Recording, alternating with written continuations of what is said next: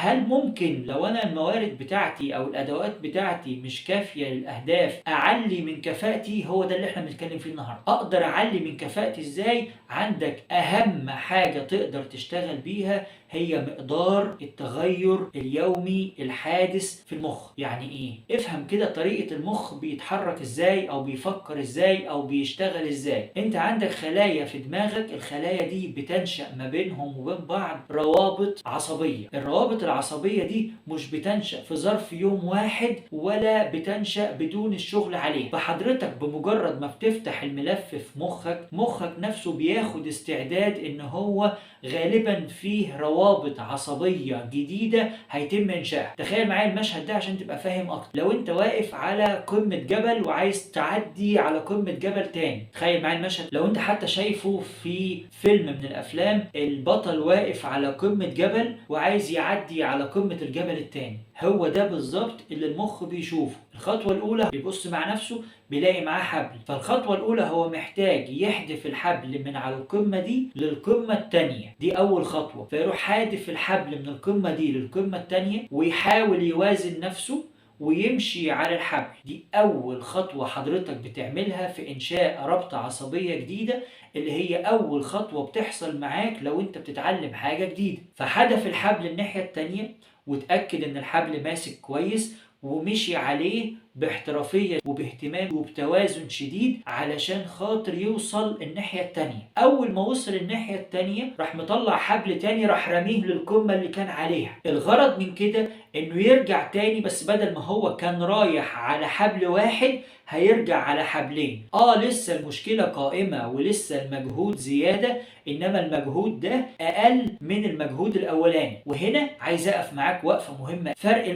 المجهود بتاع أول خطوة لا يقارن بأي شكل من الأشكال بالمجهود بتاع الخطوات التانية. يعني دايما يقولك إنه أهم خطوة وأصعب خطوة هي الخطوة الأولى. ليه؟ لأن الخطوة الأولى هي الفرق ما بين صفر وواحد. الصفر والواحد الفرق ما بينهم دول انت مش عارف مقدار الواحد ده قد ايه، اليونت دي قد ايه. ممكن تبقى متر، ممكن تبقى 2 متر، ممكن تبقى كيلو، ايا كان الوحدة الواحدة شكلها ايه. انت في الاول انت مش عارف الوحدة دي شكلها ايه. فاصعب خطوة هي الخطوة من صفر لواحد. هو ده التفسير بتاع الخطوة الصعبة، هي الخطوة الأولى. الخطوة من واحد لاتنين هي عمل الخطوة رقم واحد مرتين، يعني المقدار مرتين، اليونت تبقى 2 يونتس. فبالتالي لو أنا اجتهدت علشان أمشي متر فده معناه إن أنا عشان أتنقل من الخطوة واحد للخطوة 2 هي مجرد إن أنا همشي 2 متر. فتتميز الخطوة دي والخطوات اللي بعديها عن الخطوة الأولى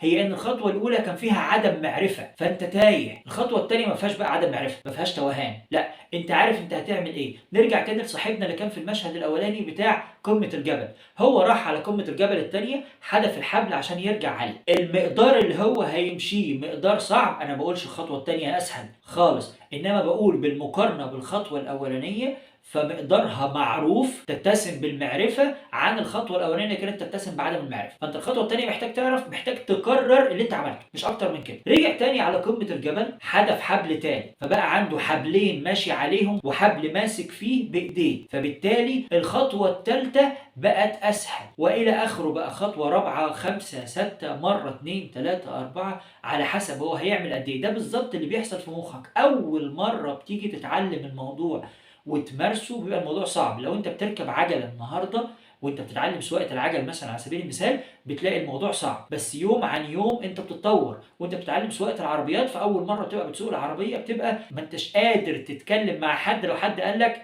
السلام عليكم. انما بعد فتره من سواقه العربيات لا، انت بتسوق العربيه وبتتكلم في التليفون واحيانا بتاكل وبتتكلم مع اللي معاك وممكن تعمل كذا حاجه. هو ده الفرق ما بين الخطوات الاولانيه والخطوات اللي بتيجي بعد كده، اللي بتيجي بعد الممارسه. هو ده بالظبط اللي بيحصل في مخك. فاحنا بنتعامل معاه، بنتعلم من الحته دي نموذج التطوير المستمر اليومي. فكل يوم حضرتك بتاخد خطوه زياده. اعملها ازاي؟ الخطوه الاولانيه ان انا اعرف انا فين النهارده. هل انا بعرف اسوق ولا مش بعرف اسوق؟ هل انا بعرف اعمل كذا ولا مش بعرف اعمل كذا؟ الخطوة الثانية هي ان انا اجزأ المراحل اللي عندي على اجزاء معينة، وكل يوم اخد نسبة من الاجزاء اللي عندي. فبالتالي لو انا بلعب رياضة مثلا في تمرين الضغط، او تمرين نط الحبل. انت النهارده مش بتعرف تلعب ضغط، فحاولت تلعب ضغط، نزلت 2 ضغط، عدتين ضغط ما كانوش مظبوطين، يبقى انا النهارده قدرتي 2 مش مظبوطين. هفضل شغال على كده يوم ورا يوم ورا يوم لحد ما اوصل لمعدل 1 مظبوط. اكمل على ثبات المبدأ بتاع 1 مظبوط شوية لحد ما جسمي يعتاد على الموضوع، يألف الأمر فيبتدي يتحرك معايا، فالواحد يبقى 2. تدخل الماث الرياضيات تتكلم معانا وتقول لك إنه مقدار التطوير لو بمعدل ثابت، لو النهاردة 1 1 1 مع مرور الأيام، اليوم الرابع مش هيبقى 1. مش بتكلم على اليوم الرابع كيوم رابع، إنما بتكلم على العموم على مقدار التطور. اليوم اللي بعد كده مع بداية التطوير مش هيبقى 1، هيبقى 2 2 2 2. اللي بعد كده مش هيبقى 2 ولا هيبقى 3، يعني الزيادة مش هتبقى بمقدار 1 بس، لا، الاتنين بعد كده لما هتزيد هتطلع معاك للأربعة، وارد تضاعف 4 4 4، وارد تطلع للسبعة. وهو ده المقدار بتاع، أو هو ده نتائج التطور اليومي الثابت على موضوع معين. فانت محتاج تعمل ايه دلوقتي النهارده علشان تبتدي تعمل شغل بعد الفيديو ده؟ محتاج تمسك ورقة وقلم علشان تعرف انت فين النهارده او وضعك الحالي ايه، وتعرف هدفك اللي انت رايح له بعد كده ايه، وتجزأه لتجزئات معينة وتحوله لطريقة عمل قادر كل يوم تتعلم فيها حاجة جديدة. محتاج حد يساعدك في الموضوع ده؟ ابعت لي على الرسائل هنا. انا ابانوب سرور، لايف اند كارير كوتش، يسالني ازاي اساعدك في انك تطور من ادائك اليومي عشان توصل لاهدافك بشكل سريع. بعد كده الخطوه الاخيره هي ان انت تفولو اب يعني تتابع مقدار التطور بتاعك وتحسن من ادائك يوم عن يوم.